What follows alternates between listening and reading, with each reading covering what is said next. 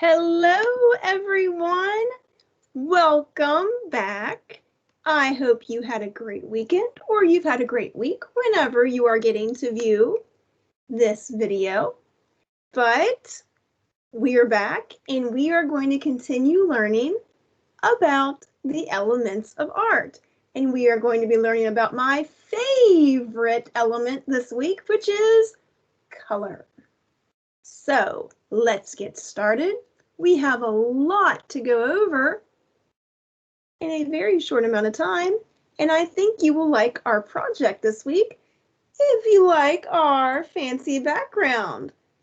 The background I have behind me is actually the artwork that has inspired our art project for this week. So I am going to share my slides with you in just a moment, and we will get started. Whoops. Okay, if my screen looks a little crazy for a second, it's because I need to bring up all of my slides. So there we go. You should see Molly and Maggie. If you can see Molly and Maggie, we're good. Okay, let's get started. Just as a kitten update, I just wanted to show you that sometimes they are still and they're quiet when they're asleep. Molly and Maggie are taking a cat nap not too long ago. And I thought this would be a good picture to show you, or to start with for color, because they are definitely two colorful little characters. But let's get started with a review of what we learned last week.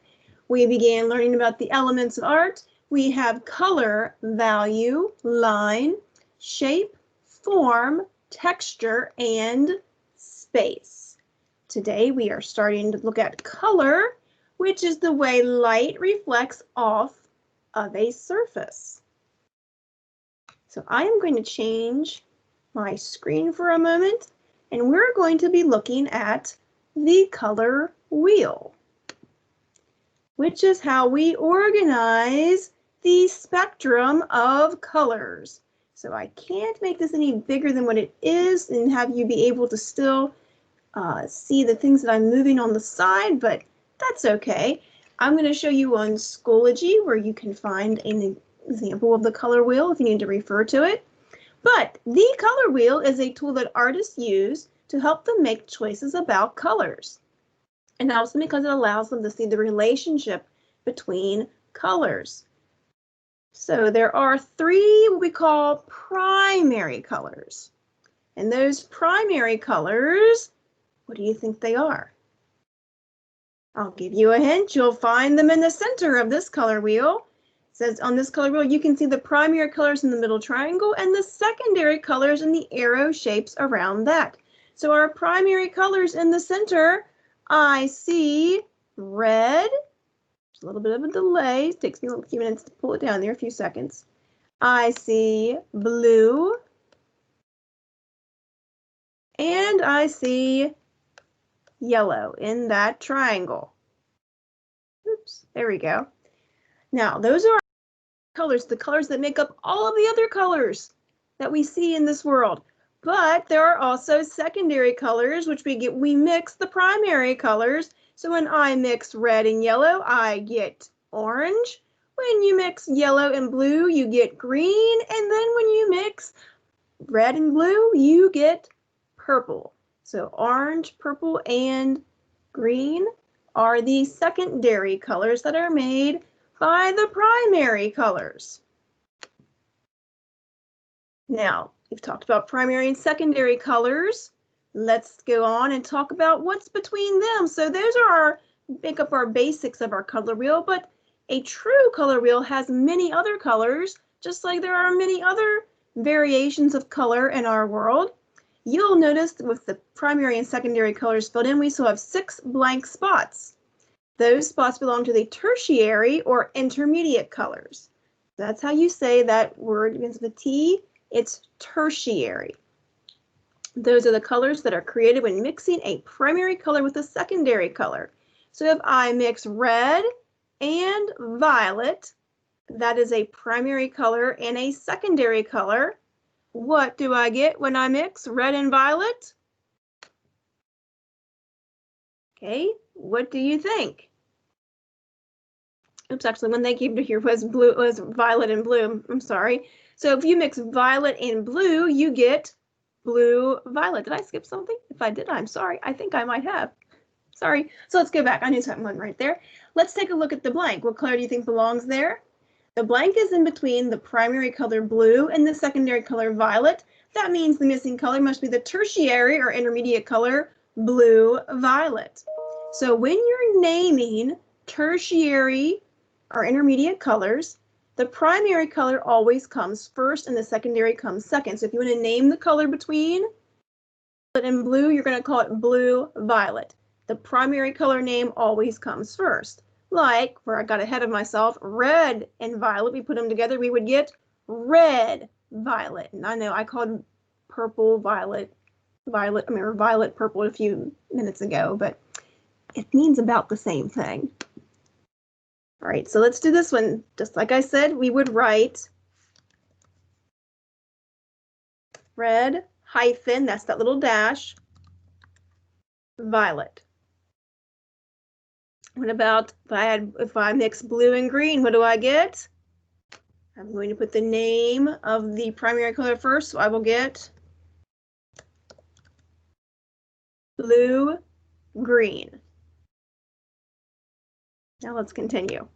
All right, so if I were to finish labeling this color wheel, I would need to put yellow, orange between yellow and orange. That seems like a very simple concept, but you may not have thought of that before. That's how those colors are formed. That's how we name them. Red and orange become red-orange.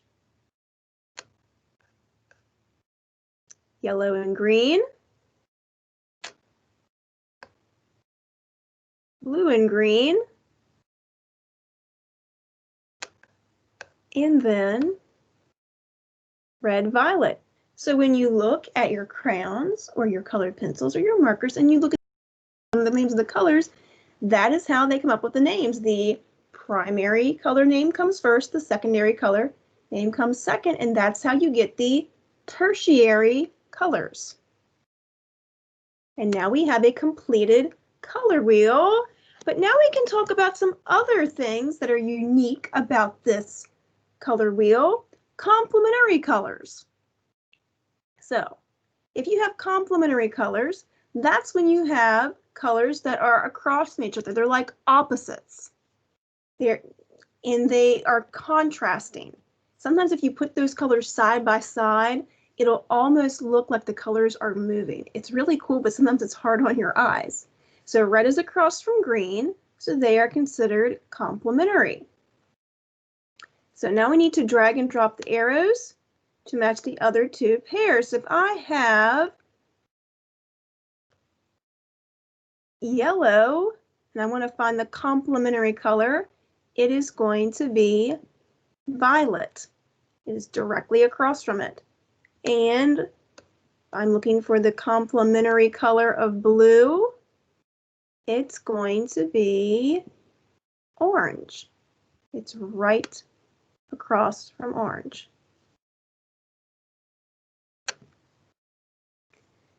Lots of sports teams use complementary colors in their logos because of how bright complementary colors look like when they're next to each other. That's what I was talking about. Sometimes they look like they're moving or there's very high contrast. So if you're into sports, what do you know? There are examples of our sports of LSU.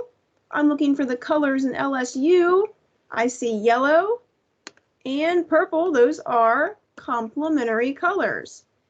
In the flag of Mexico and in the country's colors for their emblem, I see red and green. And for what I believe is, oh my, Auburn, I think that's Auburn's logo. Okay, told you I am not the sports person.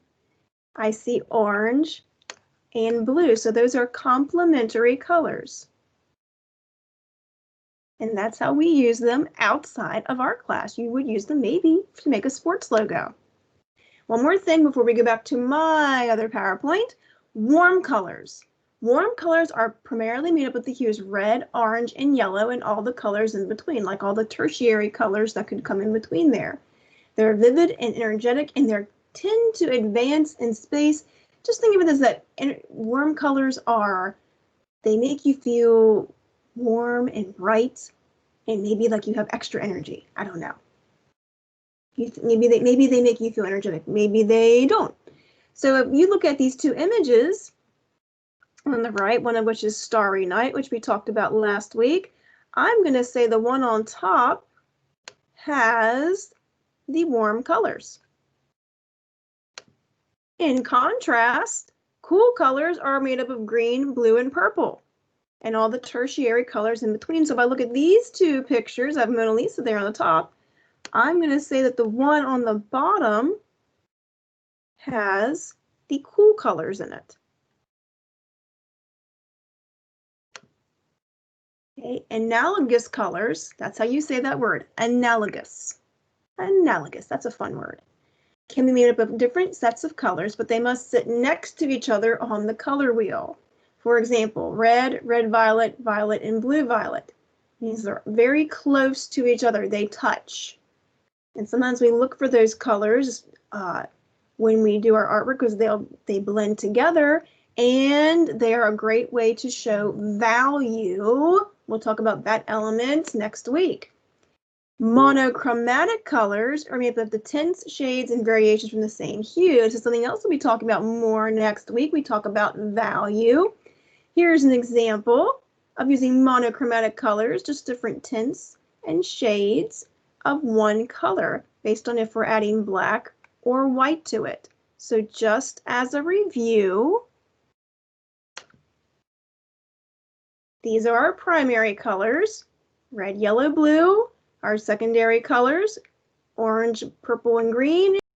Tertiary colors are what's in between our primary colors and our secondary colors. So if you look back at Molly and Maggie, Molly is more monochromatic and Maggie's colors are more analogous. I think that's kind of neat. All right, but let's talk about science for a minute.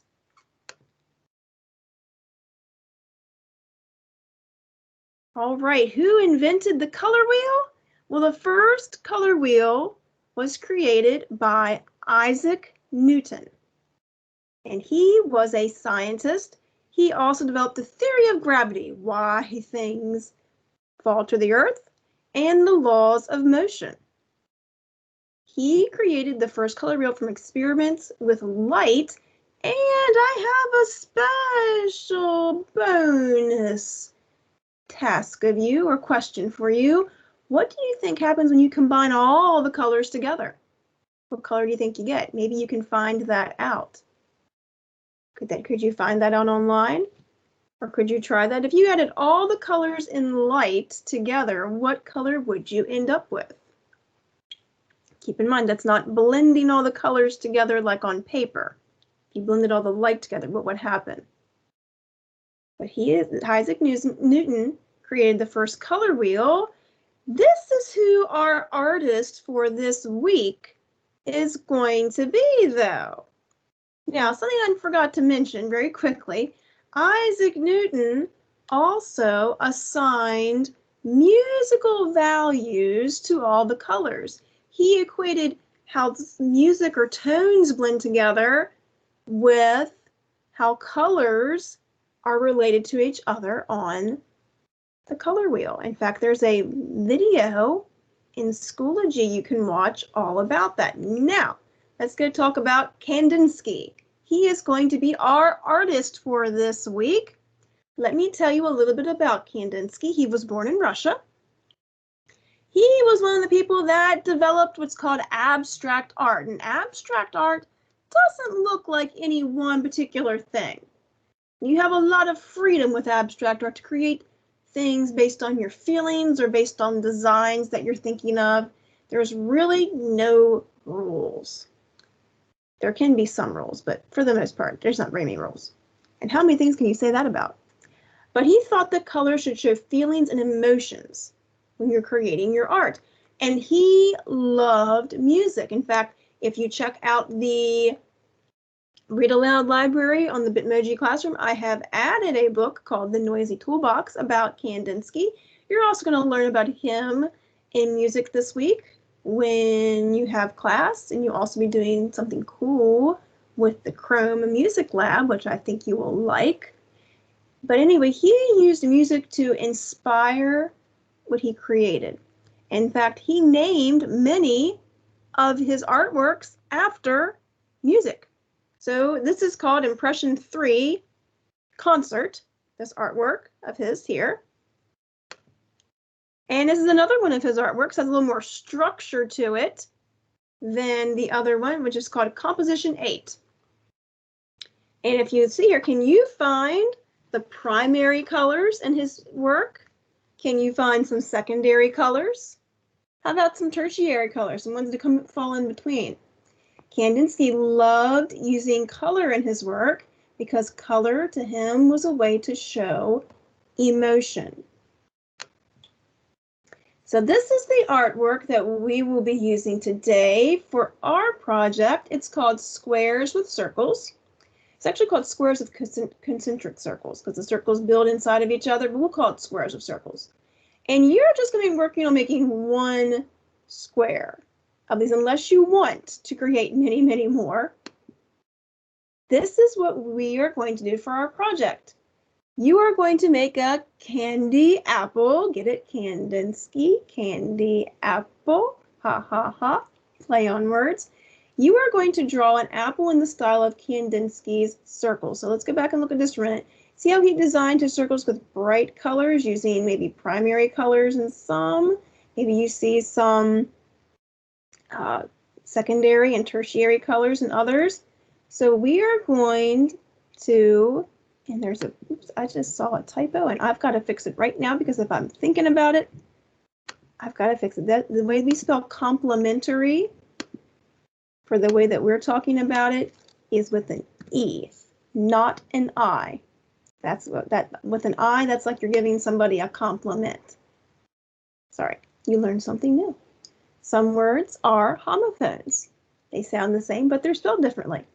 Back to our candy apple project. We're going to draw an apple in the style of Kandinsky's circles.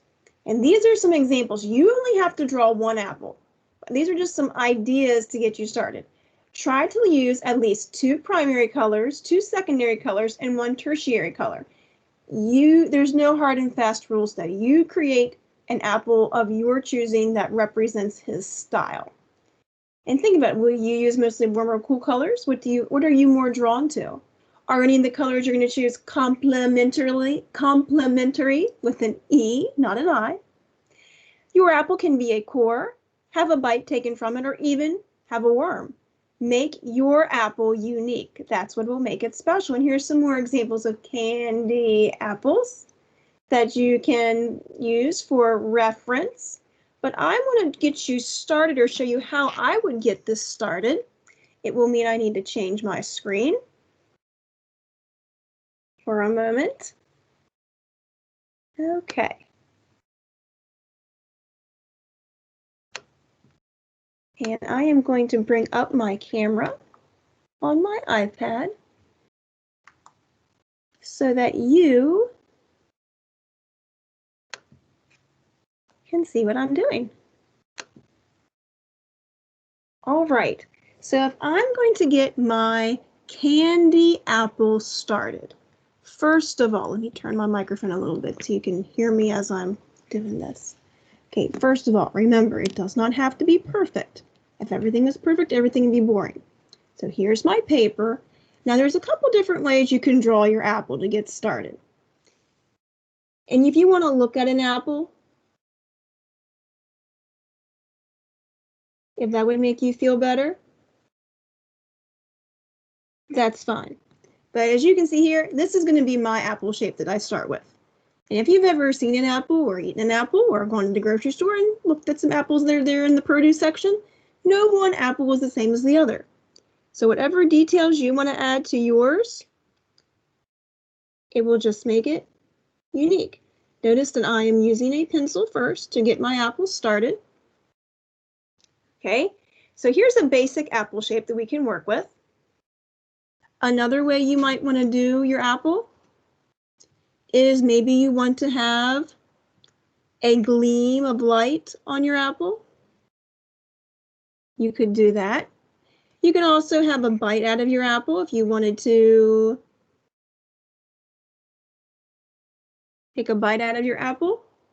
That would be fine. If you want to draw the apple core, let me show you what you could do there.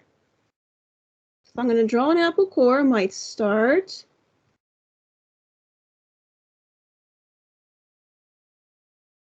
at the top of my apple. And I'll maybe draw it almost like reminds me of a tree trunk. Make it a little jagged.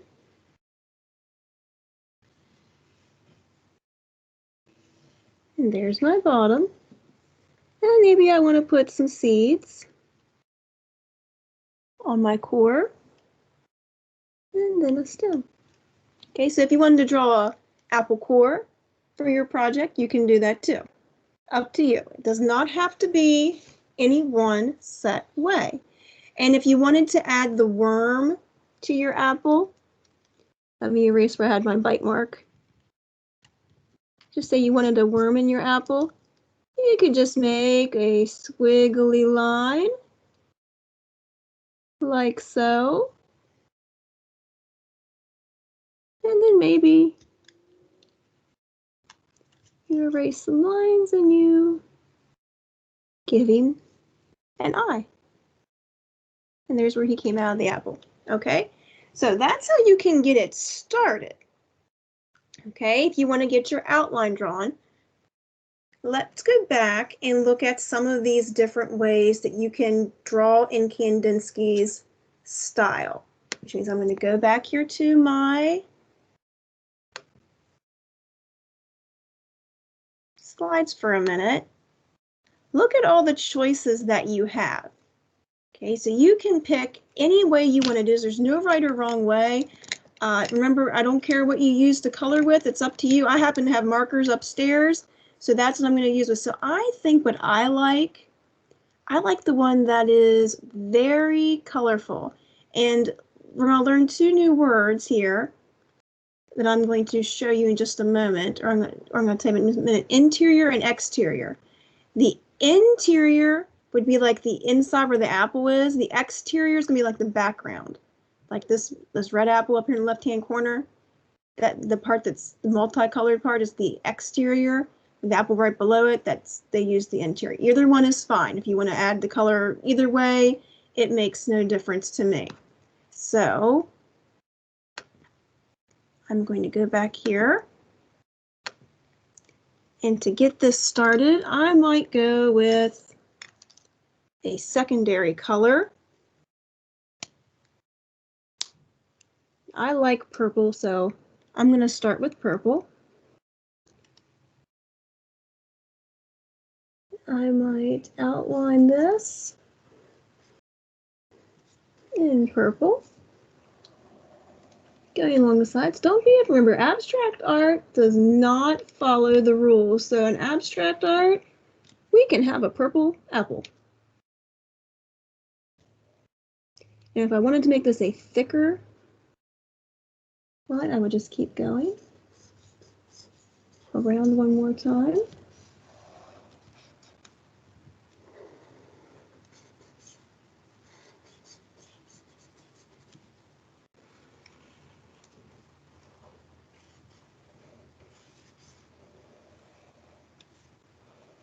Oops, and don't worry about if it's not perfect, that's okay. If you go back and look at Kandinsky's work, his work is in purple. This marker is actually almost dry.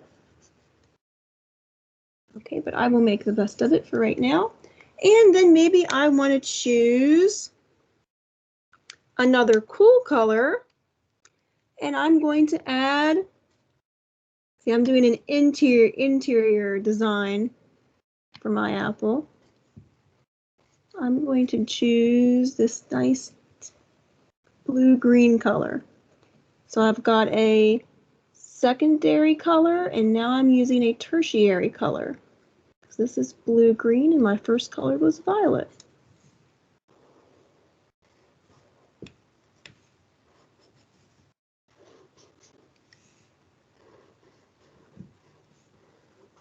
If you have white spaces, you can always go back and fill them in. All right, so that got me started there. And then let's see, what else could I go to next? I could go to a primary color. If I wanted to get away from the cool colors and try a warm color, I could add red.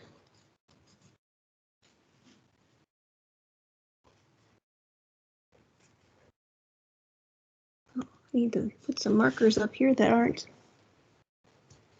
drying out. And don't be afraid to turn your paper. Sometimes when I'm coloring, depending on what it is that I'm coloring, I'll even turn my work upside down and finish it.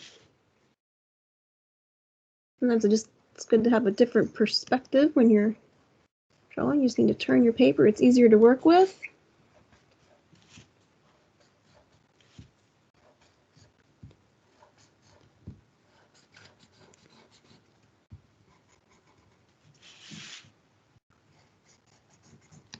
Okay, and then I would just keep going. Oops, I think my screen froze for a second.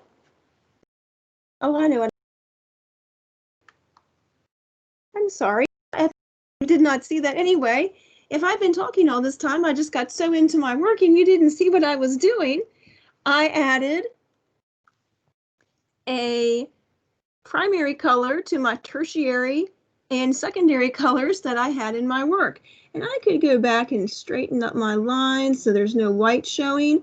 Remember what I said, always try your best, so do your best work. And this can be very relaxing, all these different colors and trying them out and seeing what colors you can make. If you wanted to, like when I showed you, or I hope you saw before my iPad went to sleep, oops. If you did the apple core, and I kind of got some color from my apple that I just did, that's okay. Let's say I wanted to do a secondary color. I wanted to do a green apple. You could always make your apple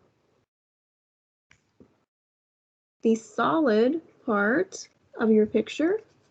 And when you're coloring, let me give you a tip. Try to color in circles when you can. When you're coloring in a space, instead of making big long lines, you always color in small circles. So that's what I'm doing right now. That goes if it's colored pencil or crayon or anything.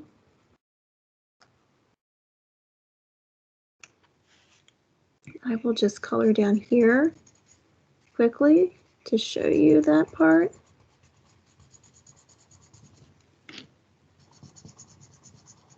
See, if I make longer strokes like that, see how it doesn't fill in the space?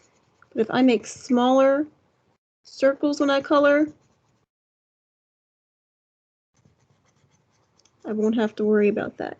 We can always go in and fill in the lines or fill in the little spaces. Also, once you color like that, if you try to color over it, you usually can see your marks beneath. Sometimes that means we have to be patient. It takes a little bit longer. But what I'm going to do for this apple is I will show you how you can get it started for you to do that exterior outline look. Right, so if I've got it started like that, then maybe I want to do, some, I want my apple to be a little more monochromatic. I'm going to do some blue-green seeds. Okay, let's go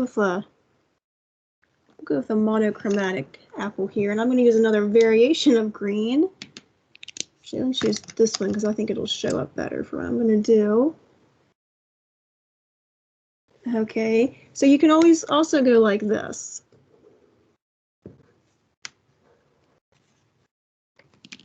Around your artwork. This would be doing the exterior of your apple instead of the interior of your apple.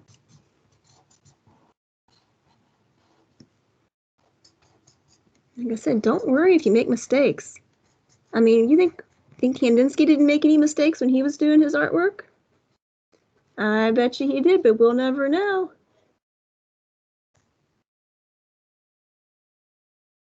So there would be my first color.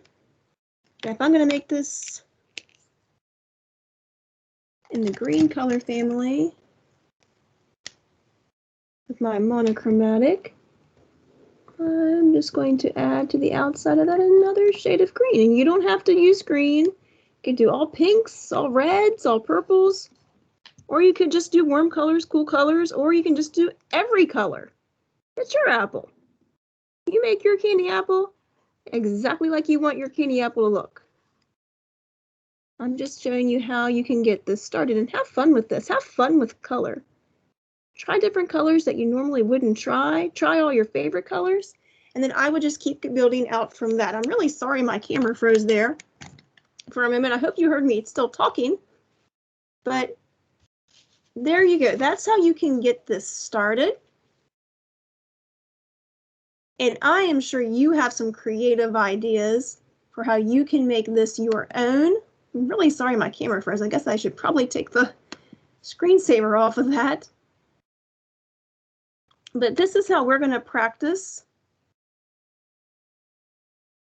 using color this week, making our Kandinsky candy apples.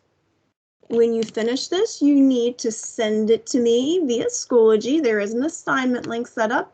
And if for any reason there is not an assignment link set up, just let me know and I will take care of it as soon as possible. Okay, so I am going to go back to my screen. All right, ladies and gentlemen. So please take a moment and review the materials on Schoology. If you need to reference them to finish your project, there is a video on there for the color wheel, and there's a video about Isaac Newton, so you can learn more about him.